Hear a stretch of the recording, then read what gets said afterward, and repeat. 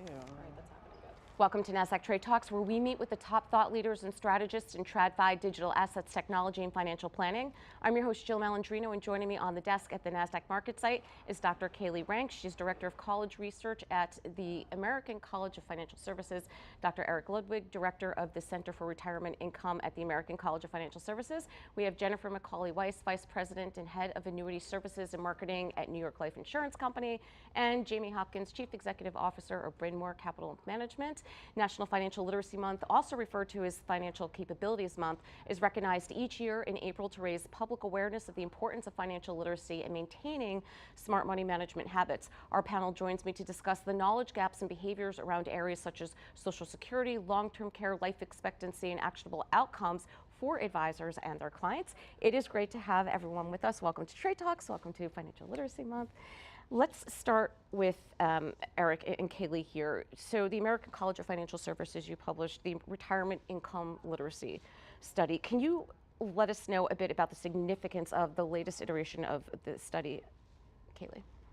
Yeah, so what's great about the latest iteration is that in the previous iterations, we had a different demographic group. We had limited the study initially to individuals who ranged from 60 to 75, and then we brought it down to 50 to 75. And what's great about this most recent iteration is that we actually reduced the amount of investable assets that our respondents had. And so no longer was that minimum $100,000 in investable assets required for our respondents. So we get a much nicer snapshot of America and consumers and what they know about retirement income planning.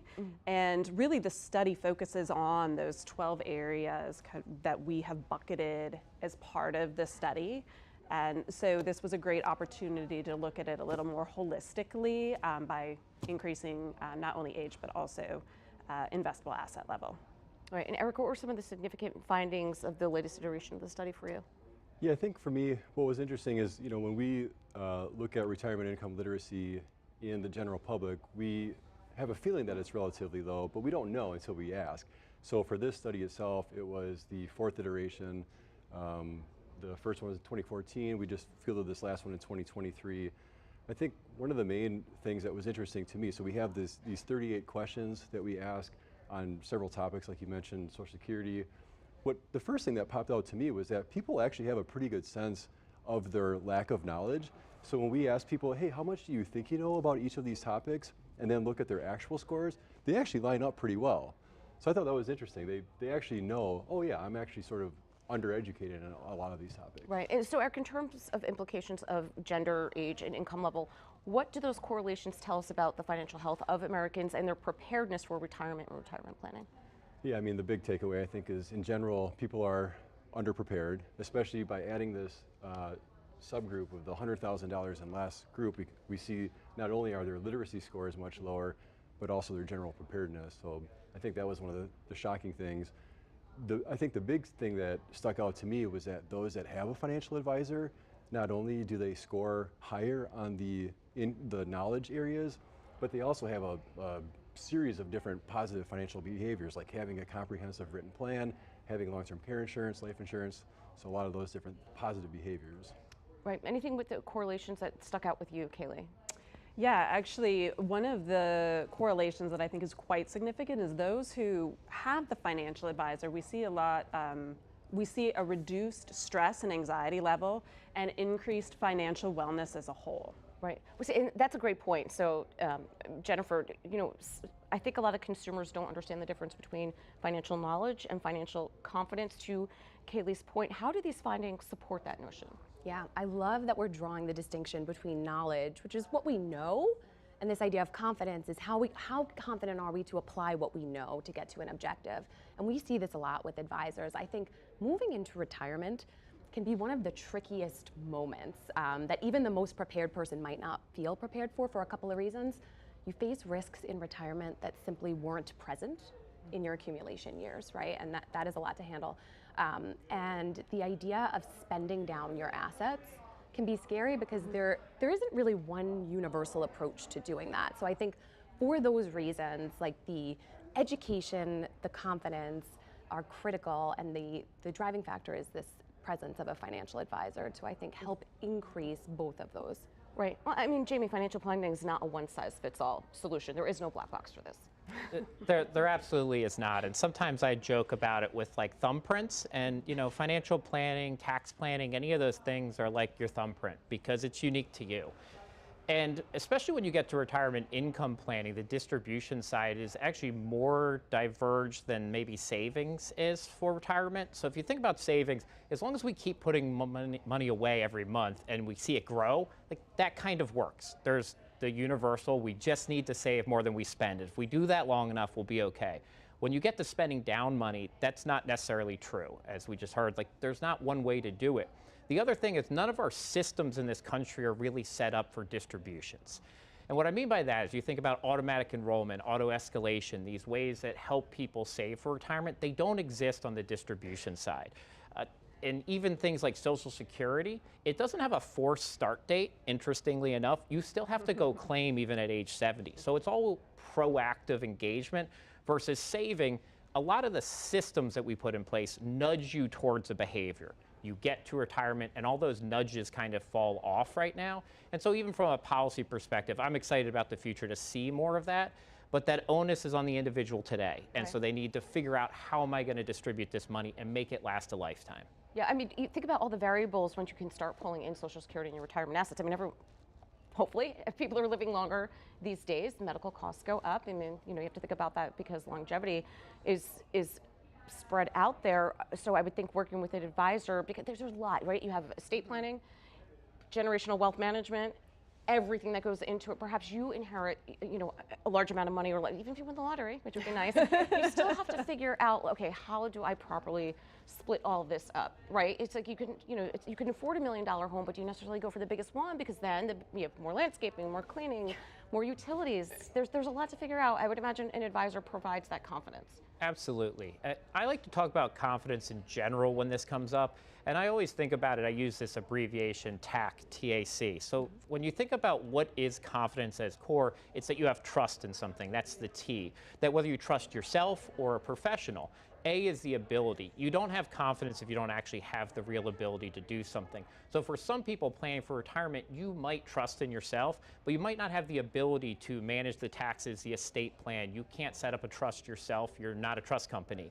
There's things like that you might actually need to go get help on. And then C, I talk about conviction. Conviction is like that commitment to something, but showing it through the end. And that's a little bit different than, you know, savings. I think we can be loose with. We can be kind of pushed off the side, automate it. But when you get to retirement, true confidence comes being committed to the plan, having the ability, and then trusting either in yourself to do it or the professionals around you, like an advisor. Jen, how do you select the right advisor for you? I would love to even add to that point, and then of happy to share that.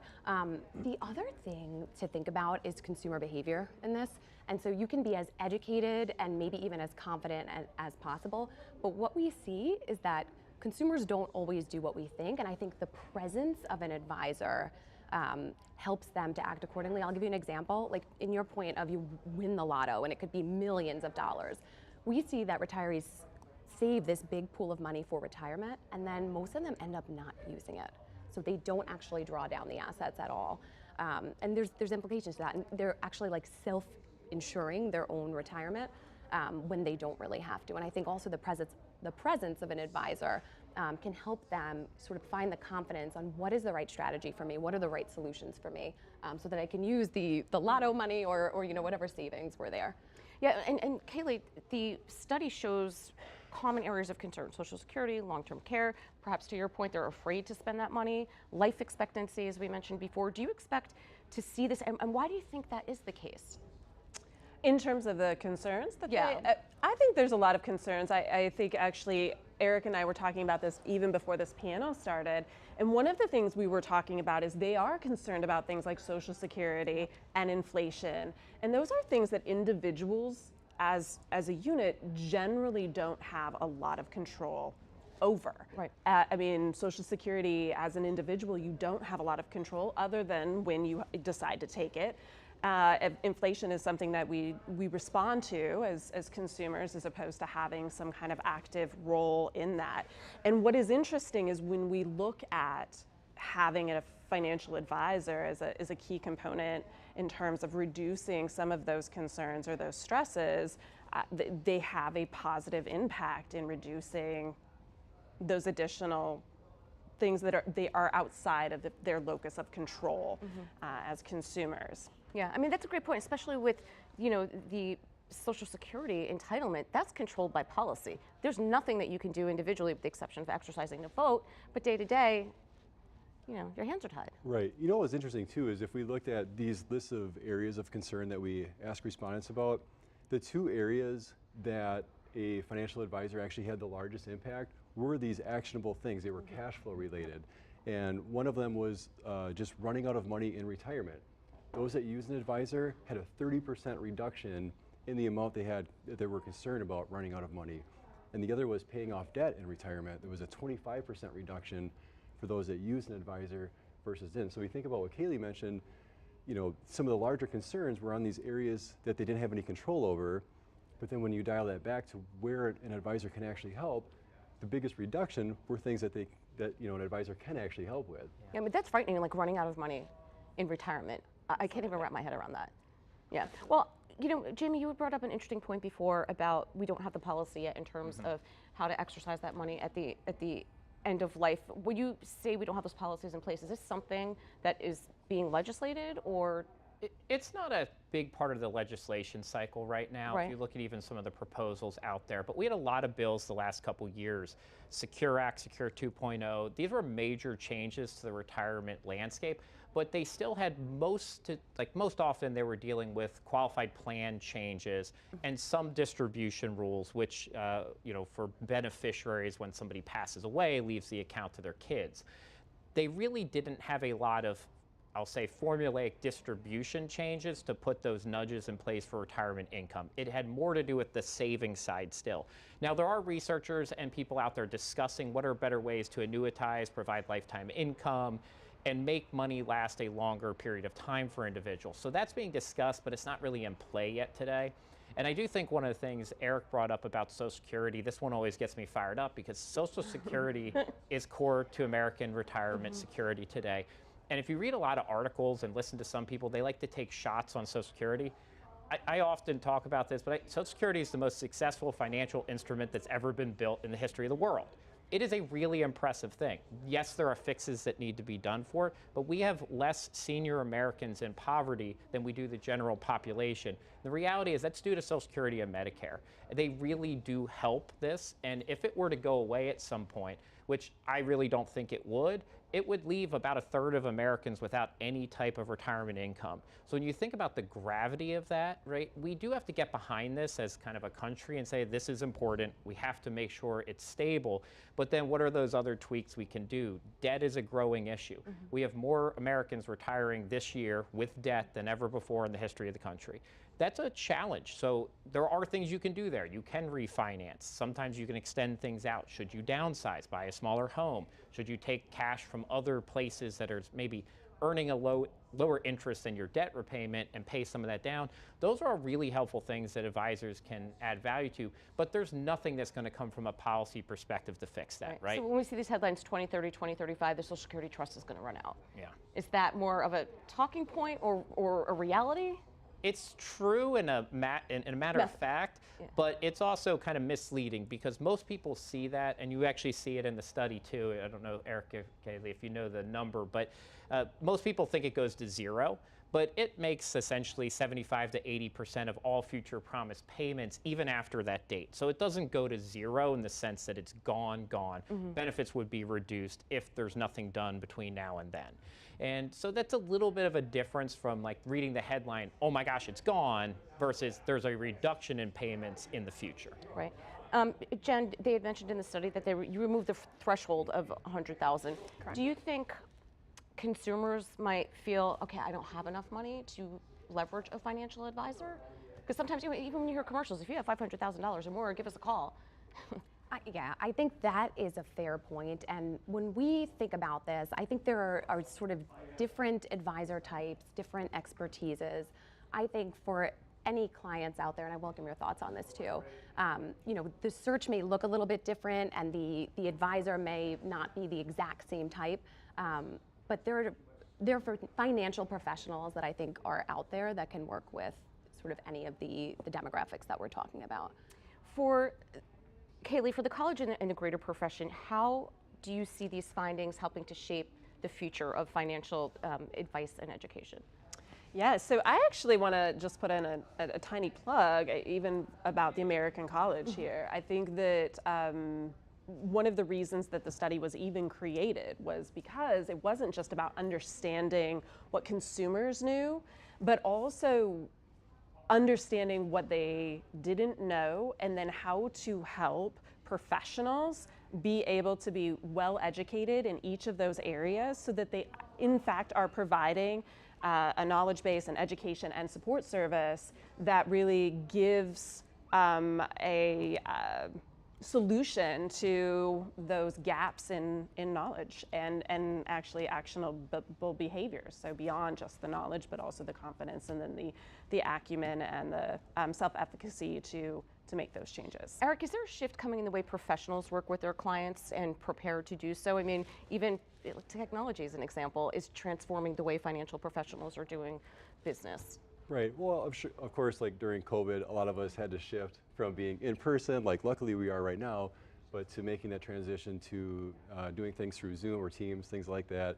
So of course that created, you know, both an opportunity and a threat, I think. But to me, the bigger opportunity for advisors is what we saw in the study is that those who had the most knowledge were also the ones, or sorry, the advisors that had the most knowledge were also the ones that their clients trusted the most.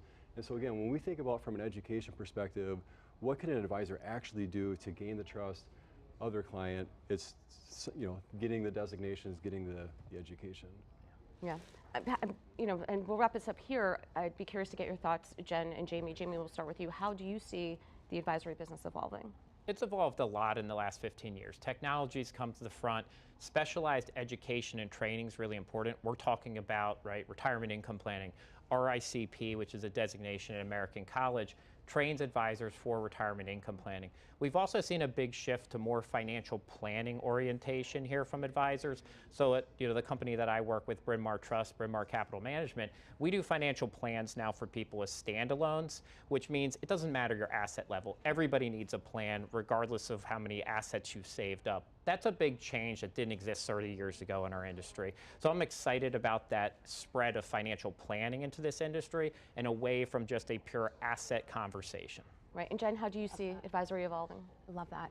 So at New York Life, the way we try to help our advisors differentiate themselves is through being knowledgeable, I think, in 3 paths. One is this macroeconomic, which we talked a lot about here. Is it an inflation year? Is the market being crazy? Like, how can you be educated on timely things that might make people feel a little bit skittish? So I think that's one that's really important.